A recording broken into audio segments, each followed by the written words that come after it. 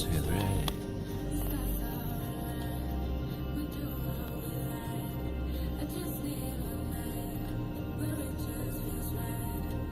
I kind of like this. We're gonna go with this. Oh shit, what did I just do?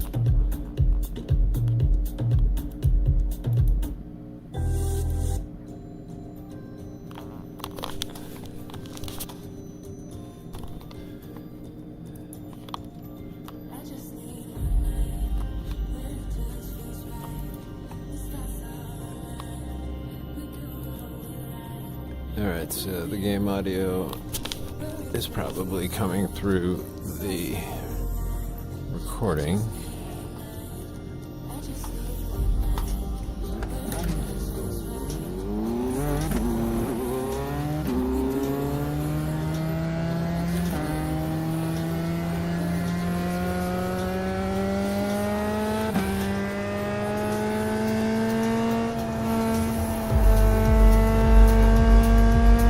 Oh, this is nice.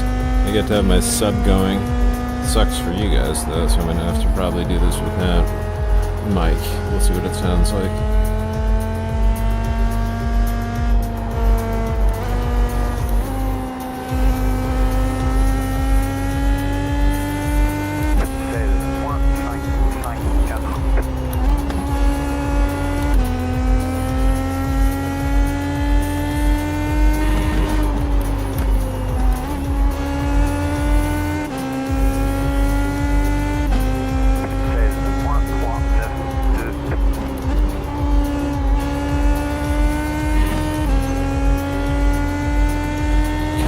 So magical.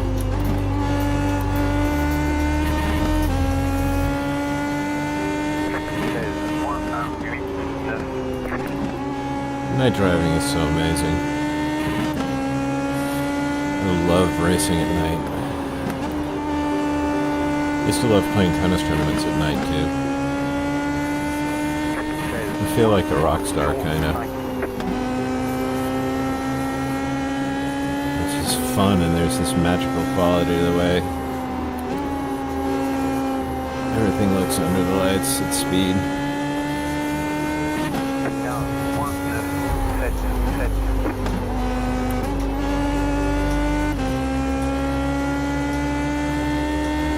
What's interesting is how the light behaves as you approach the speed of light. I remember my dad showing me a simulation he did. So anyway, as you approach the speed of light, basically things start curving. So if you would imagine yourself driving down a highway, the street light poles start turning in towards you.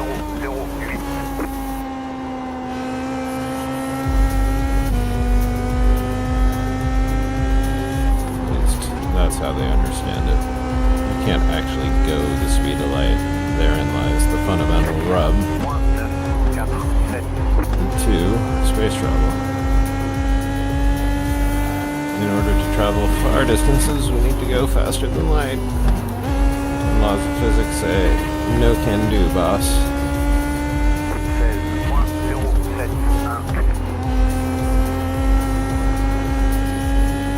So we gotta start taking a little bit better care of our planet. Fortunately, I happen to like electric racing a lot.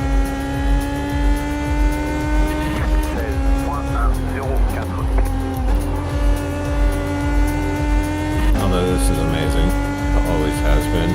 Most amazing thing ever is two-stroke karts. I used to drive X30. Jesus, that's an amazing thing to drive. It's hard to explain how good a kart feels at my kart when you would pass like 15,000 or 15,500 RP. Yeah, around 15K. It just felt like the thing was absolutely howling. You feel it in your body. I think I would basically top out at 16.2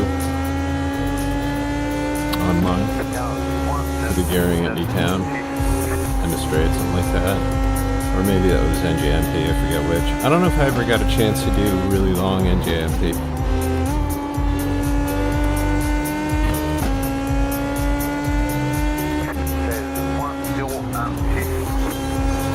sure I have. I just don't remember it. That's probably where I'd see the highest RPMs. So they got a section there where the two tracks connect.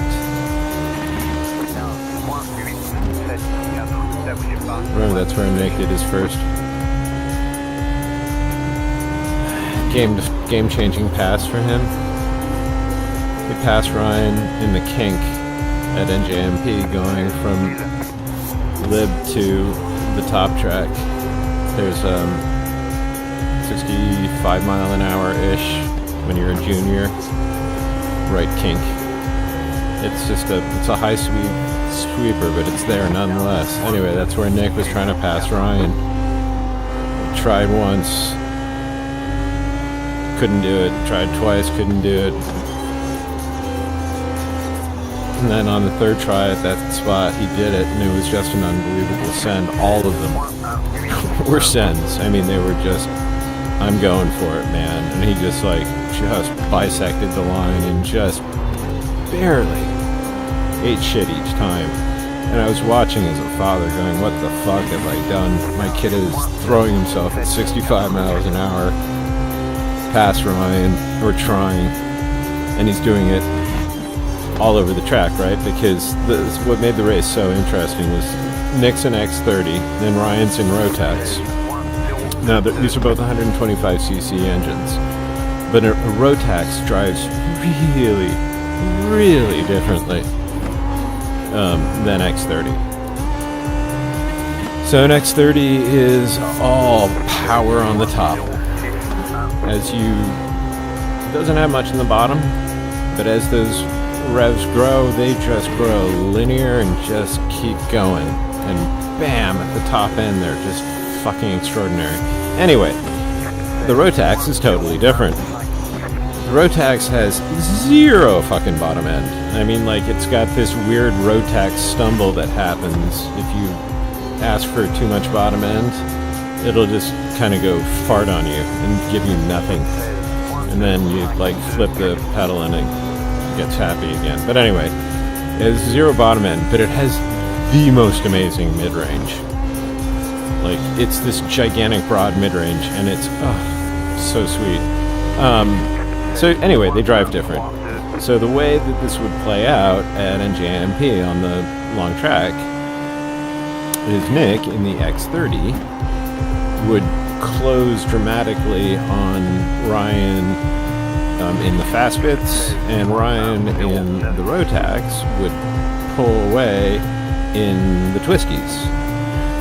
So Nick would have to do his passing basically not in the twisties. He would have to do the passing, based on superior speed.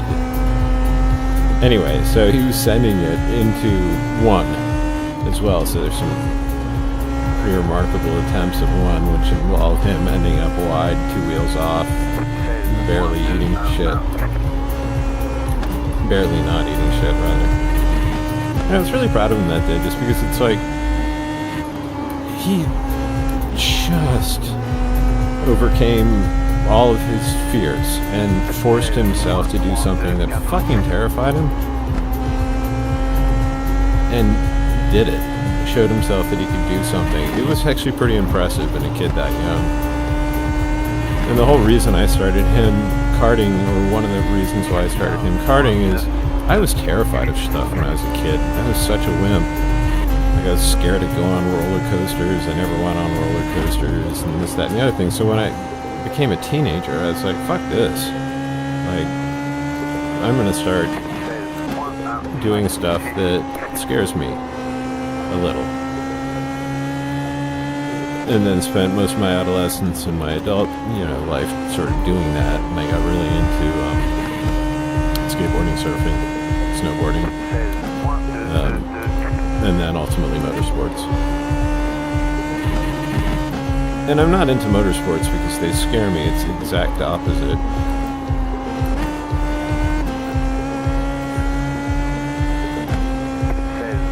I'm into motorsports because I love driving, and I love racing, and I love everything about this. I mean,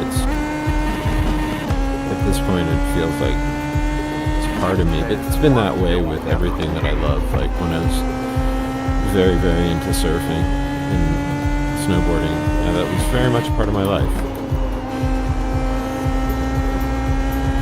They're very different experiences. Surfing is a very contemplative, soulful experience. So is driving. They're so very, very similar, and they hit so many of the same. Surfing and racing hit so many of the same touch points. It's not even funny, but it's hard to explain why. And if I really wanted to, I could try. But all my memories of surfing are just that, they're memories. You know, from years of doing it, but they're memories nonetheless. Like, you know, I'm recalling feelings. You know, a big part of surfing is the act and the location and the experience of it. I mean, you know, there's some of the stuff that's graven in my mind. It's like paddling out in La Jolla at dawn in perfect glass and seeing, you know, the rising sun is being caught in the spray that's coming off the curlers.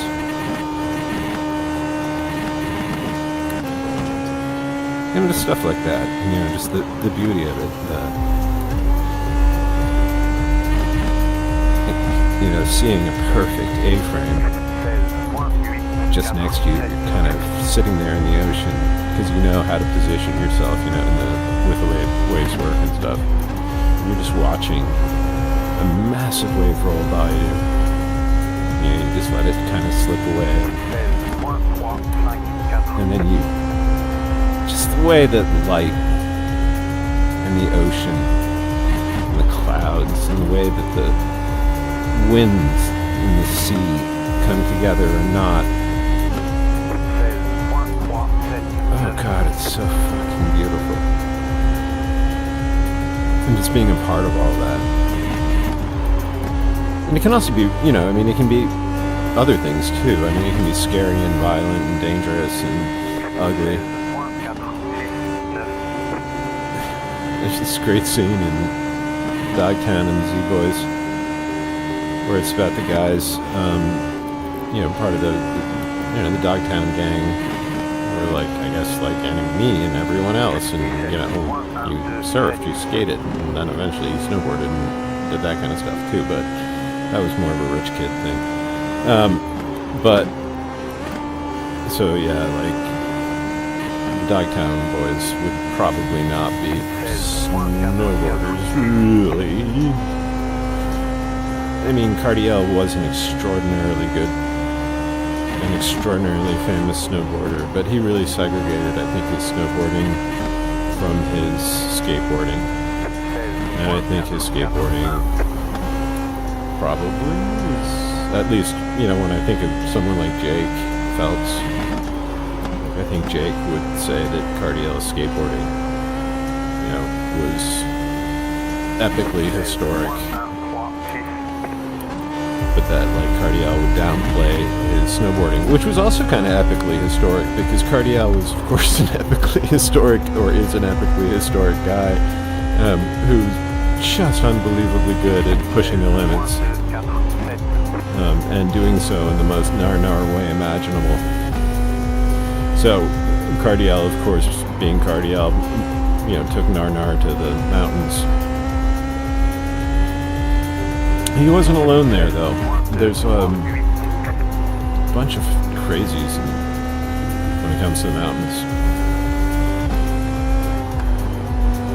I guess arguably a lot more mountain crazies than there are board crazies. Although there's a large surfing population as well. Although surfing, though it's probably a much bigger market than, let's say, I don't know, skateboarding.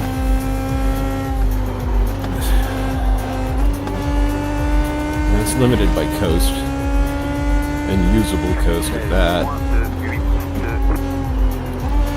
Although Mr. Slater's, Kelly Slater, this famous, sort of the GOAT, if you will, of surfing. I think probably every surfer would agree that he is the GOAT.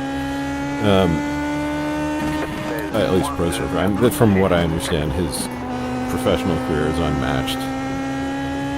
And he personally developed in other ways in the water that pushed him in ways that would offset any sort of, well, yeah, he may have won everything and blah, blah, blah, but he didn't do X. Well, he's also an accomplished big wave surfer. No, Kelly does not go after the 170 footers at Nazare, but he has proven his worth more than he's needed to. Anyway, he's basically God. But Mr. Slater also dumped a whole lot of time and money into creating an artificial wave pool somewhere. I'm not sure where he built this thing, whether it's in California or whatever. But anyway, it's this really interesting wave pool that creates an absolutely beautiful, gorgeous Pacific Island reef style break of perfection.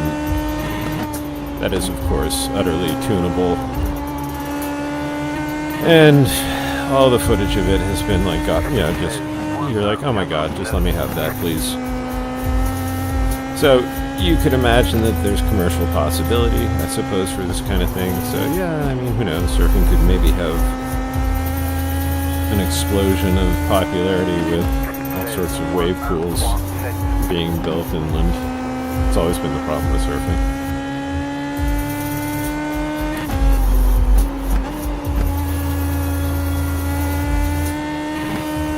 Surfing has largely been a lifestyle market, because the actual surfing that happens is done by, I guess, probably a fraction of the people who are interested in surfing, but happen to live in Ohio or whatever. Speaking of which, the footage on YouTube of the past couple of days, today in particular, yesterday I think, pretty incredible. There's been some really big surf that's been rolling into the Pacific Northwest and also into Southern California, it looks like. So there's some footage from down La Jolla and also Ocean Beach. So La Jolla's down in Southern California near the border. It's the nice town just north of San Diego. And then Ocean Beach is the main beach that runs the length of San Francisco, kind of outside the exit of the Golden Gate Bridge. And it's the main surfing beach when I lived in San Francisco. It's gnarly, just gnarly place to surf. There's no other way to describe it. But despite it being incredibly gnarly, there are days where the sun shines, the winds behave and then cooperate, and the ocean is glass, and Ocean Beach does its thing, and these amazing waves pop out of still water right in front of you, gorgeous A-frames, and they're easy to get on, relatively, I guess. I mean, not all of them, but anyway, it just fantastic when it happens. Anyway, the surf that's been going on has created some big Ocean Beach, and I saw a YouTube video today, and it was glassy, and it was gorgeous. And similarly, I think it was, well, maybe it was the La Jolla one that was glassy and gorgeous. So there's a place in La Jolla called The Cove, which is a protected little beach called The Cove for that very reason, right? Because it's kind of a cove along an already wrapping coastline of Southern California. The topography of that part of La Jolla is that sort of there's a known peak, I guess, kind of to the left of the cove, or the point where the cove sort of begins its part of that bit of coastline called Boomers. And then to the right of that, you get the protected shadow of the coast. There's also a big cliff, blah, blah, blah, blah, blah. Anyway, that protected shadow never really breaks, and Boomers, of course, never really breaks. When it gets big, Boomers breaks. And I've seen Boomers breaks a bunch of times when I was a teenager. And it's really impressive. The area that's protected by the cliff in La Jolla was breaking, which is basically the cove, which is kind of difficult because that's it. You know, the waves are a function of water depth. So waves typically do not break in deep water. So for the waves to be breaking where they are in that part of La Jolla, because it is shadowed, is really unusual. Anyway, well worth going to look at big waves in California on YouTube. I don't know if these big waves in California have any bearing on Hawaii. Whether the swell is going the wrong direction or came from Hawaii. That's possible because a lot of the surf that we would get in NorCal began up in Alaska. But then, it's like, you know, there's this thing called the Pineapple Express, kind of. You then get these storms that start up in Alaska and then kind of catch, I guess, Pacific moisture from there's two different things going on. Anyway, I don't know. I have no idea if these big waves in California meant big waves in Hawaii prior or after. Well, no, it couldn't be after. So that would be too late.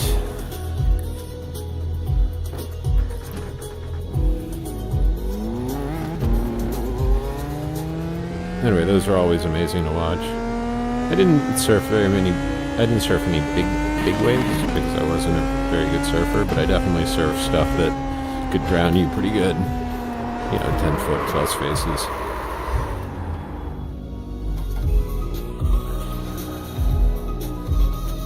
God, there's nothing like the feeling of fast breaking waves.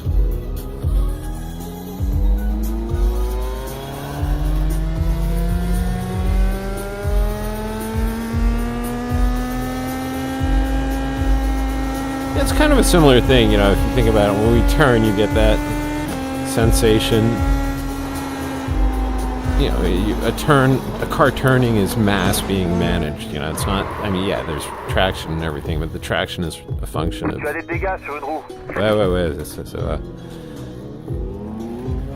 So yeah, I mean, turning a car is about managing grip, but that grip management is about managing mass. And the grip is akin to the rail of the surfboard. So the surfboard turns with its edges, kind of. And it has a fin at the back to stabilize it. So the back doesn't, I guess, kind of kick out.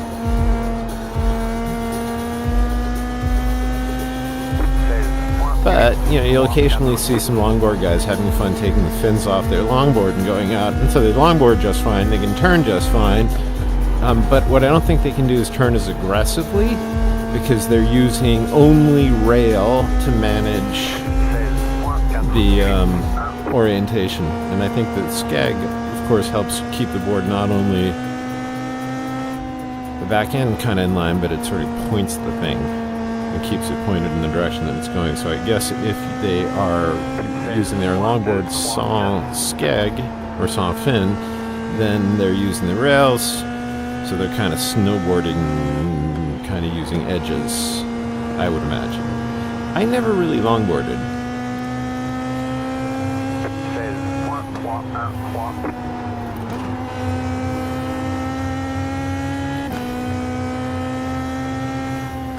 I have no idea where I was going. Oh, yeah, anyway, so that sensation. So anyway, you know, when you're surfing, imagine a wave being like this bank, right? You drop into it, you develop speed, you do a bottom turn, and come out of the bottom turn and then go back into the next version of it, because you have to maintain speed. So a wave is just a wall of water that's moving, and you are just sort of caught in that wave trying to... First you have to match the speed of the wave to catch it, which is the paddling bit or the towing bit, and then your speed matches, and then you start planing, and then you're able to generate more speed than the wavelength of the wave by, of course, allowing yourself to be sucked up higher into the wave so that you can then generate more speed coming down the wave, outpacing the wavelength of the wave, and so forth and so on. Now, meanwhile, the wave itself is a moving thing that is folding. The water has to go somewhere, and it's trying to go forwards, and if it's a nice strong wave and it's a nice clean break, that wave will then throw the water forwards ahead of itself, creating a hollow tube in which you can duck in and out of. Yay. But anyway, the pocket of the wave is that steep part, and that is where you want to live. And that is basically what we're doing in driving, is we are trying to live in the pocket of things as well, right? You don't want to be going too fast or too slow around these turns. You don't want to be outpacing it or underpacing it. I mean, surfing, of course, that's not what you're doing. You're using the speed of the wave to cut forwards and backwards, but that's, again, the wave is a changing thing, so sometimes you need to outrun a section that's going to break badly, and sometimes you need to slow yourself down. So a lot of surfing is cutting back up to the steep part and then doing a big fat turn off of the steep part, or in some cases jumping off the steep part. Anyway, it's all very cool, but it's all very much like driving. And the sensations on the body are also very similar.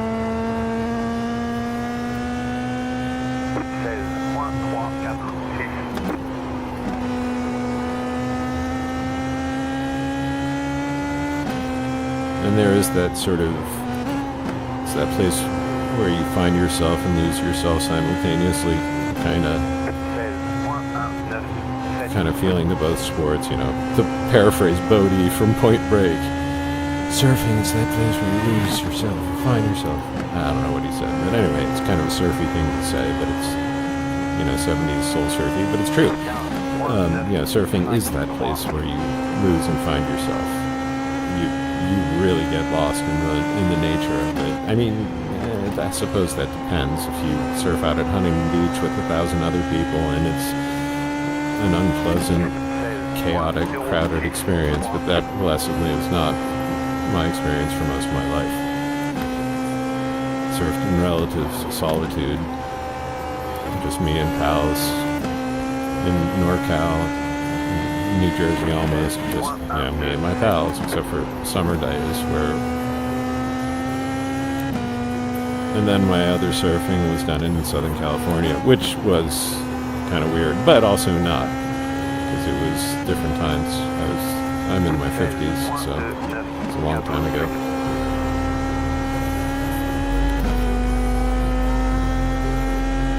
But even then, also La Jolla was kind of a very conflicting place to me for all sorts of weird reasons. But I did meet, by the way, in college, a guy that I became friends with who was also really into photography,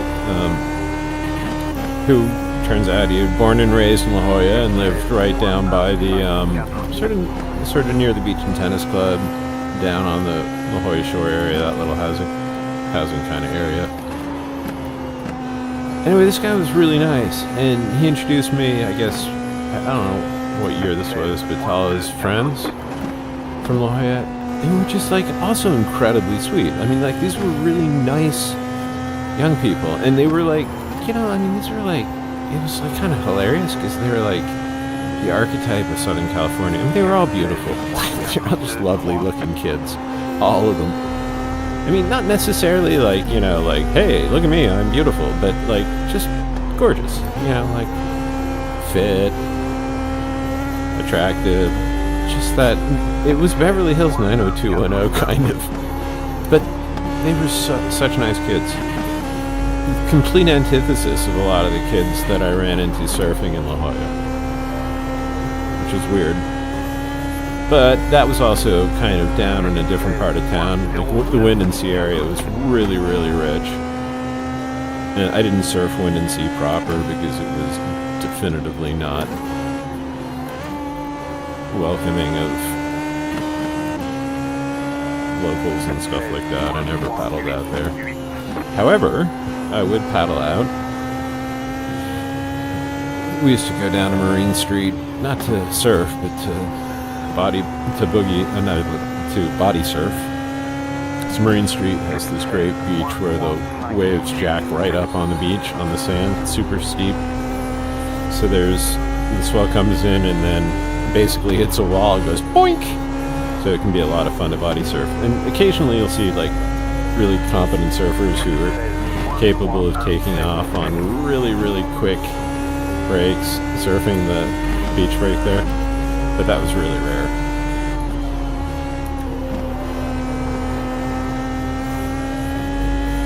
That was fun beach. And then there's the Pump House Point, which is actually a really gnarly point break because it's a rock reef. I surfed there a few times. Just not easy place to surf. And like I said, it's got a rock reef. But I've also seen that place when it's firing and it's beautiful.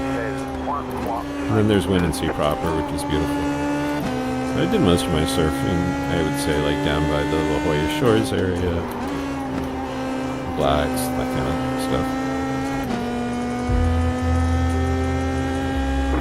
Also, I didn't have a car, I was young, so you kind of surf. Like if we were living up by Windansea, we'd amuse ourselves there. When I was a teenager, I got a bike, and I remember I'd take my bike and I'd bike down to La Jolla Shores to go surfing. La Jolla Shores was a big flat beach. There's the Scripps Pier at one end, and then when you go north of Scripps Pier, you can go up to Blacks.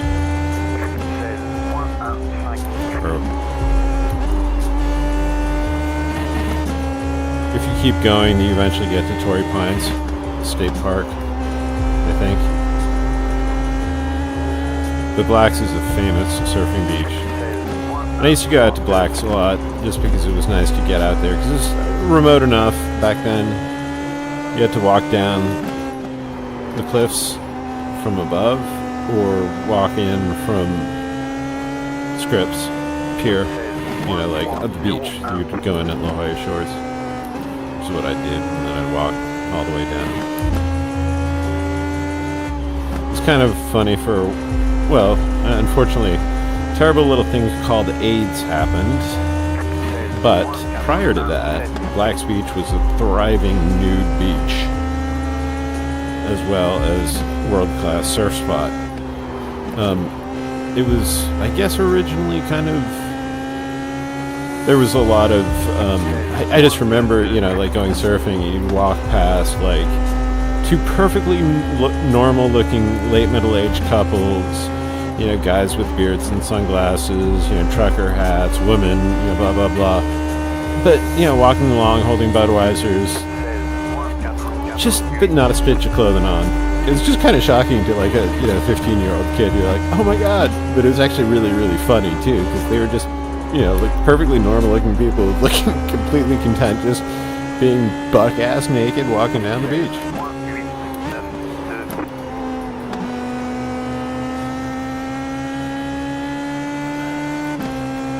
But I think what ended up happening was the gay population also enjoyed Blacks Beach a lot, and AIDS happened, and a lot of people started dying, and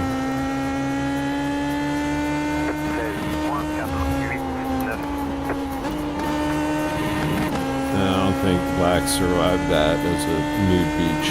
Although I don't know, it might still have. Although the attitudes of the 70s turned into something different. Anyway, so like I don't know if all that changed. Last I saw, the cliffs up near Scripps were coming down. It's beautiful, but a little terrifying too. I have some great memories of that whole area.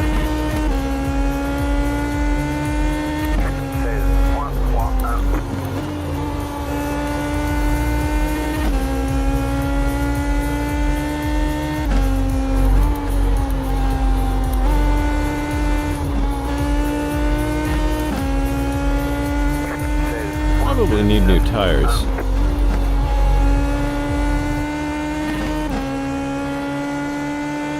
See what I can do here.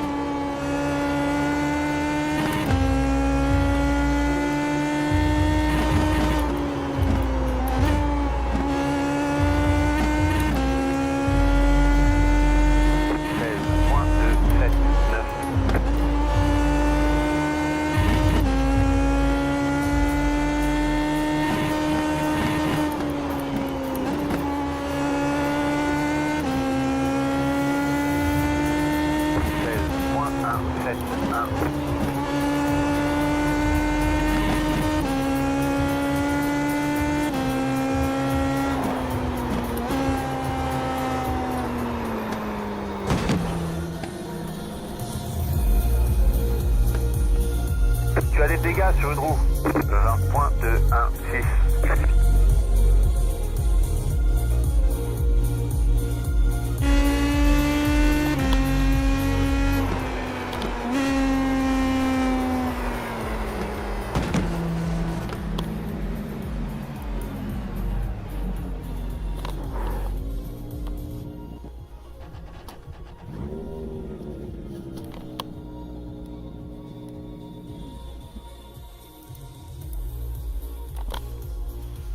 the heck is my game screen? Oh, there you are.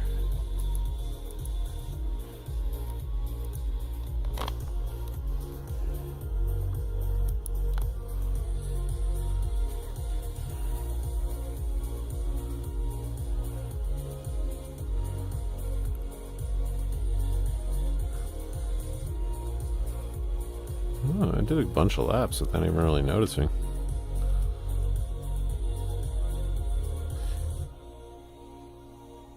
Yeah, that was quite a bit of laps on one set of tires. That was from lap 87 through 135. So I guess my tires are done.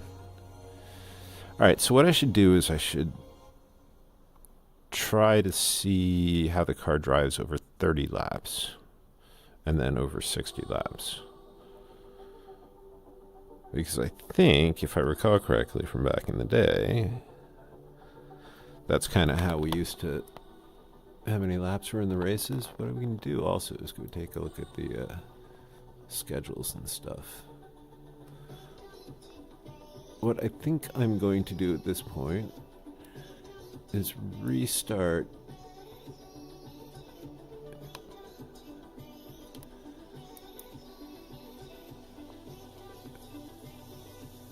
now. Why does it keep doing that? Oh, I see.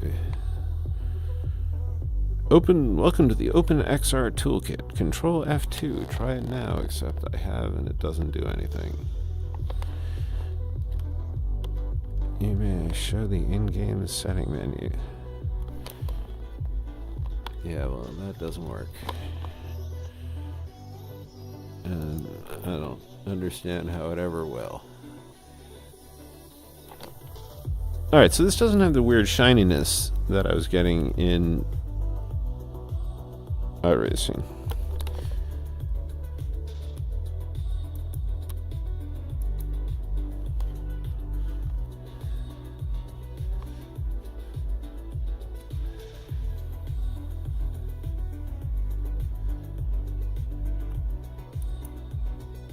Alright.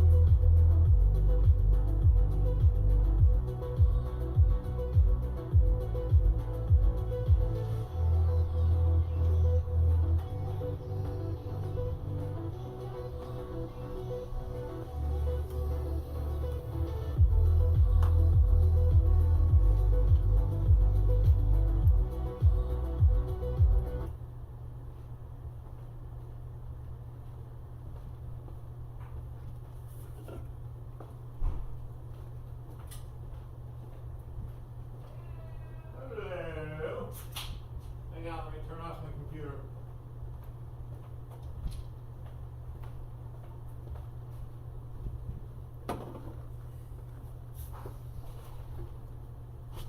Alright. Let us pause for now.